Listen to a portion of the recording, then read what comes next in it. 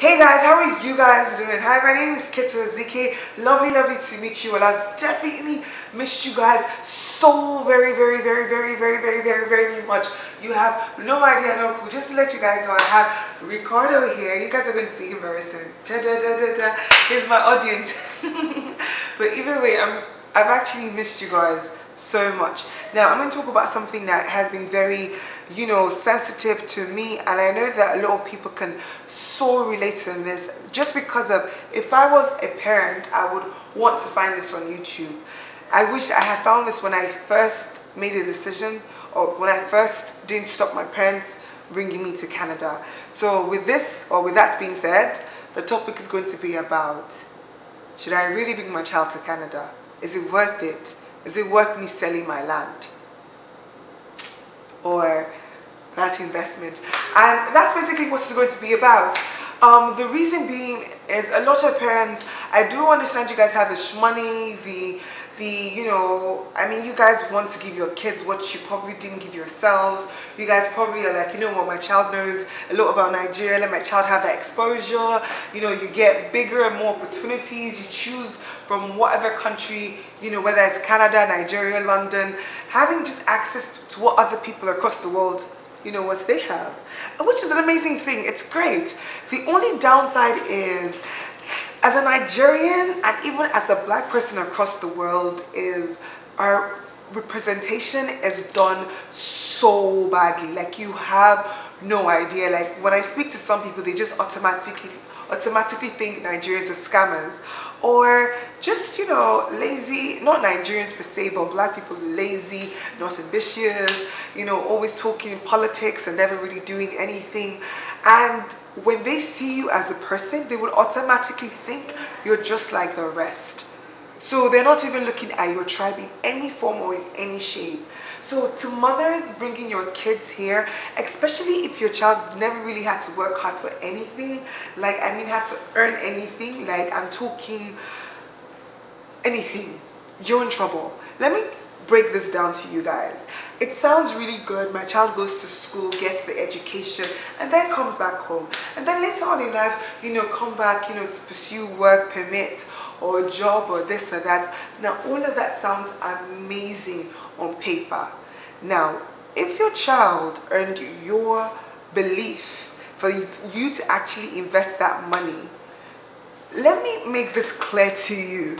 Your child is going to come here and meet people who don't think he or she is shit or anything.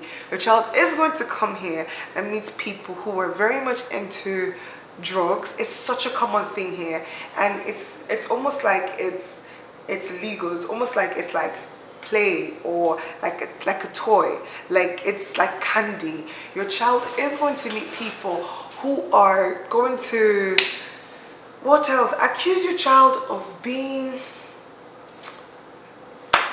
accuse your child of being danger to the community based on mannerism, or ask your child certain questions that could put your child in trouble, like, oh, what do you think about lesbians? What do you think about gays? I know a lot of people who've actually gone to jail for just giving their opinions. And your child might find his or herself in passive situations, like passive racism, passive, what else? Passive, anything passive, literally. Okay, let me talk from my own personal experience. Are you guys ready to listen? Great. Being in this country for 5 years, I will tell you this for sure. I found it very difficult understanding what my lecturers were talking about, just because of, sometimes I didn't understand their accent, or because I couldn't relate. And because of that, I'll go to them and ask them for them to please explain it to me better, and I'll just have them smile at me and not really say anything or do anything or respond to my questions, but just smile and then say, oh, you're doing well, only for me to then see a D at the end. And I'm like, but I didn't understand what you said.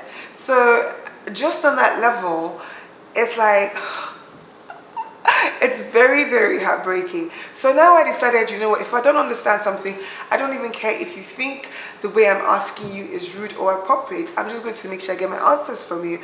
And that is, I'm going to insist that you explain it to me the way I understand. Your child is allowed to push for what he or she wants, whether or not they get the language. Babe, am I making sense? Yes, you are. Okay. Guys, am I making sense? Like, I'm just saying, it's so easy for white people in this country to brush us over like we're nothing and not even give a care to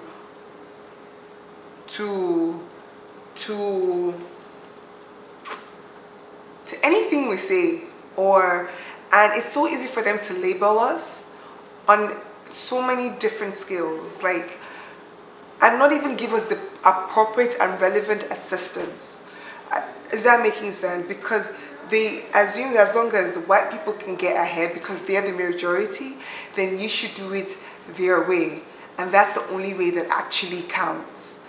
Even as for jobs, the very important jobs that are very significant in our society, you would have a lot of white folks say to you, you should be lucky you're even here. I had a lot of Jewish people tell that to me. Oh, you should be lucky you're even in this position, you're even in this, you're even in that. And there's this mentality that there's always another opportunity somewhere else. You don't have to, go through this humiliation. So it's so easy to get lost in the pack and only go for the money, not go for the good of what you're doing in society and even for yourself. It's so easy to get lost in the drugs. It's so easy to get lost in the sex and the disease. And it's so easy just to get lost in the meaning of life. And anybody can say it's so easy to get lost in it anywhere else around the world. I get you. The only difference is your child is literally an alien in this country, no matter how much you invest in.